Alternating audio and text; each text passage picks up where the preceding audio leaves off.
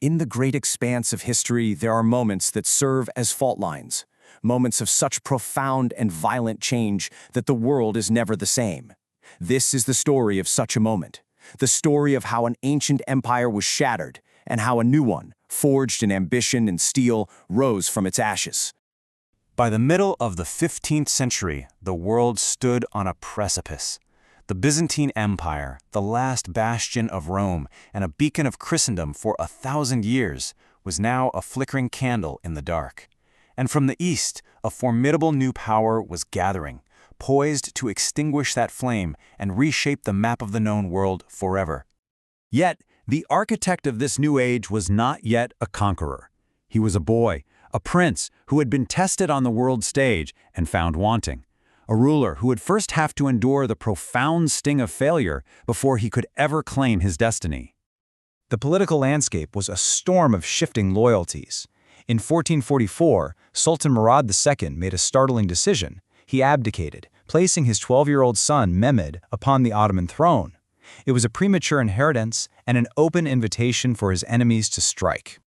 The test came almost immediately. A Hungarian crusade advanced from the west, while his own elite Janissary troops rebelled from within. The boy sultan proved unequal to the challenge.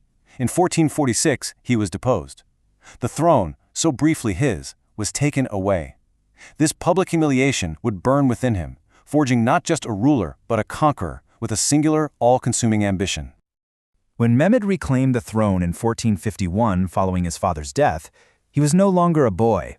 He was a man driven by the memory of his failure and by a vow to seize the one prize that would erase that shame and secure his empire's future, the great city of Constantinople. Mehmed's obsession was not born of simple glory. It was a cold, strategic necessity. Constantinople stood as a dagger pointed at the heart of his lands, separating his European and Asian territories. As long as it remained, his empire was vulnerable. It had to be taken. To fulfill this vow, he assembled one of the largest armies the world had ever seen, a force of more than 100,000 men, a vast tide of soldiers, engineers, and zealots, drawn from every corner of his domain. They gathered before the legendary walls of the ancient city, an army built for one purpose: conquest. And his power was not confined to the land. An immense fleet of nearly 500 ships was brought to bear, sealing the city from the sea. The final siege of Constantinople was about to begin, an epic confrontation between an old world on the verge of collapse and a new one waiting to be born. With his army came a terrifying new weapon: massive siege cannons, engineered to be the most powerful in existence. They were designed with a singular purpose: to shatter the impenetrable Theodosian walls that had protected the city for over 1,000 years. At the very heart of this war machine were the Janissaries, an elite infantry forged through a brutal system known as the Devshirme. They were taken as boys from Christian families, converted to Islam, and indoctrinated into a force of unmatched discipline, their loyalty belonging to the Sultan and the Sultan alone. They would be the tip of the spear in the final assault. For 53 agonizing days, the great cannons thundered. The city held, its defenders fighting with the courage of desperation. But on May 29, 1453, Mehmed ordered the final, overwhelming assault. A great wave of humanity crashed against the walls. Under the deafening roar of cannons and the screams of the attackers, the ancient walls, battered for weeks, finally gave way. The Janissaries poured through the breach. In a storm of chaos and violence, the fate of the city and the empire it symbolized was sealed. Amidst the slaughter, the last Byzantine emperor, Constantine XI, cast aside his royal insignia and charged into the thickest of the fighting. He fell with his soldiers, a final defiant act in the death of his empire. The fall of Constantinople was more than just the capture of a city. It was the end of an era.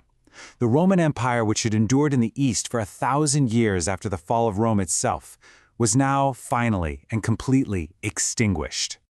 But from the ashes of this conquest, Mehmed envisioned a new beginning. He did not seek to destroy the city, but to transform it, to make it the vibrant heart of his own burgeoning empire, a new center of the world.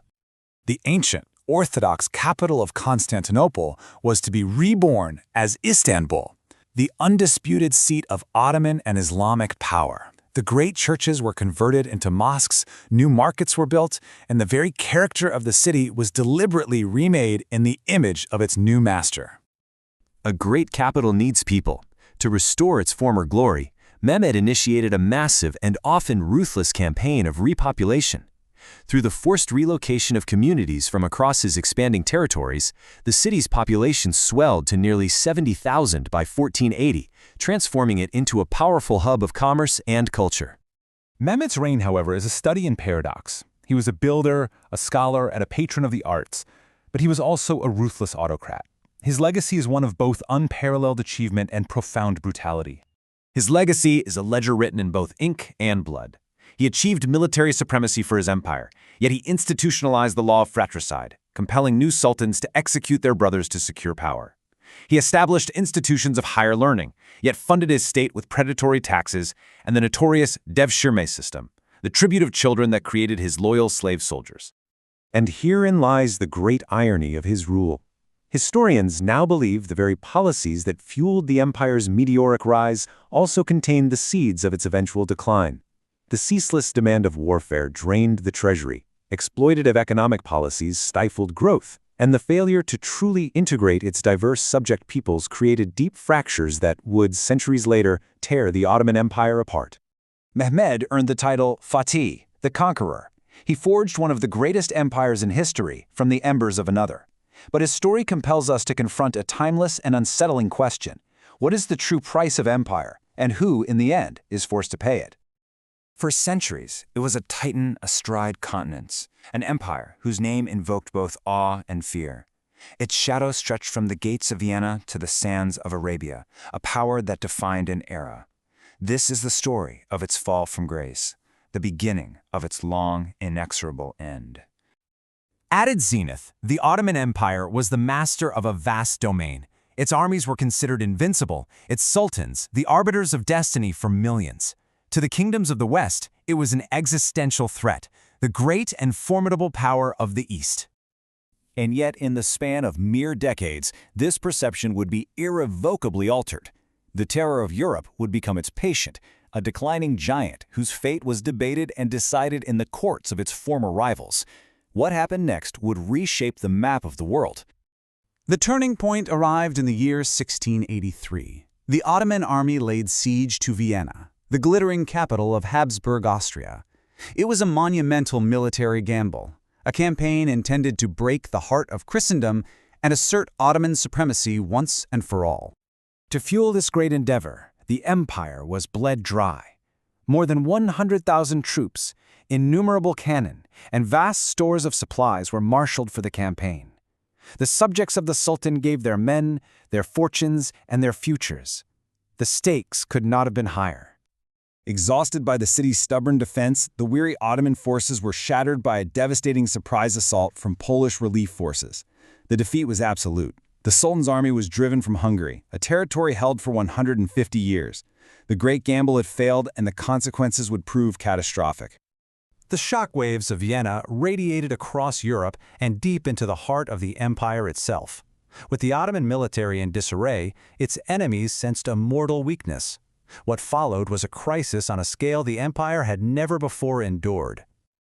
Old rivals united in a new, ominous, Holy League. Poland, the Venetian Republic, Russia, and even the papacy itself formed an unprecedented coalition. For the first time, the Ottomans faced a coordinated enemy alliance, striking simultaneously on multiple fronts, from the shores of Greece to the coast of the Black Sea. As the empire's borders buckled, its very foundations began to crumble. The army disintegrated, its deserters becoming bandits who terrorized the countryside. Famine, food riots, and crushing new taxes ignited public fury. The state itself seemed to be on the verge of collapse. From this storm of chaos, one figure emerged. Grand Vizier Köprülü Fazıl Mustafa Pasha, a man of immense ability and determination, took the reins of a dying state, resolved to pull it back from the brink of oblivion. His actions were swift and decisive. The inept sultan was deposed. He crushed mutinies in the capital, canceled the most hated taxes, and began the arduous process of rebuilding the army based on its time-honored disciplines. His efforts culminated in a stunning victory, the recapture of the vital fortress of Belgrade. For a moment, it seemed the tide had turned. The Grand Vizier's reforms were a return to the old ways that had once made the empire strong. But Europe was changing. Its armies were beginning to modernize, fielding new weapons and embracing new tactics. A profound question loomed. Could the glories of the past defeat the armies of the future? This hope was tragically short-lived. Just 1 year after the triumph at Belgrade in 1691, the Grand Vizier led his new army into battle at Slankamen. There, he was struck down. With his death, the spirit of the revival died too. The empire, now rudderless, plunged back into paralysis and corruption. 6 years later, a new sultan, Mustafa II, resolved to lead the army himself, seeking to imitate the great warrior sultans of old. Inexperienced but energetic, he launched a massive operation into Hungary. It would lead to the empire's final, devastating reckoning. Near the river Edzenta, the Ottoman army was caught completely unprepared. As they attempted a difficult crossing, the Austrian army, led by the military genius Eugene of Savoy, pounced. It was a perfect ambush, a modern, disciplined force against a disorganized army clinging to the tactics of a bygone era. The result was an annihilation. Tens of thousands of Ottoman soldiers were slain, their supplies and war treasury captured. Nearly half the army was wiped out in a single afternoon. The Sultan returned to Istanbul utterly demoralized, his forces scattered. The defeated Zenta was the death blow. Zenta was more than a lost battle. It was the end of an era.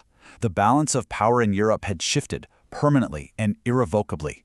The empire now entered a new and painful chapter in its history, one of slow, inexorable decline. No longer the aggressor, the empire was now viewed as a problem to be managed. European diplomats would coin a new name for it, the sick man of Europe. Its survival now depended not on the strength of its armies, but on the political maneuvering of its rivals. Any hope of regaining the lost lands in Hungary was extinguished forever. From this point forward, the empire would be on the defensive, struggling merely to hold what it had left. Its internal corrosion deepened, setting the stage for the centuries of decay that would follow.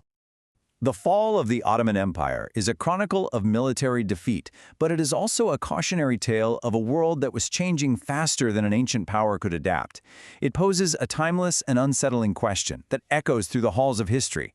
How does a giant, built on the foundations of one age, learn to fall in the next?